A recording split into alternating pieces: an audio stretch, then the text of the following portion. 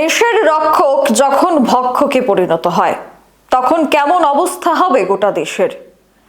এক viral video ইতিমধ্যেই এক ডিজিপির পর্দাফাশ করেছে, আর সঙ্গে সঙ্গে তার বিরুদ্ধে অ্যাকশন নিয়েছে সরকার।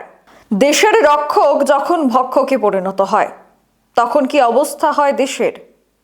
কর্তব্যরত অবস্থায় কর্ণাটকের ডিজিপি রামচন্দ্র রাওয়ের এক ঘনিষ্ঠ মুহূর্তের অশ্লীল ভিডিও ভাইরাল হয় সামাজিক মাধ্যমে, আর তারপরই শীর্ষ আধিকারিক অর্থাৎ সেই ডিজিপি রামচন্দ্রকে চাকুরি থেকে বরখাস্তের দাবি জানানো হয়। পরিস্থিতি নিয়ন্ত্রণে আনার জন্য সাময়িকভাবে বরখাস্ত করা হয় কর্ণাটকের ডিজিপি রামচন্দ্র রাওকে।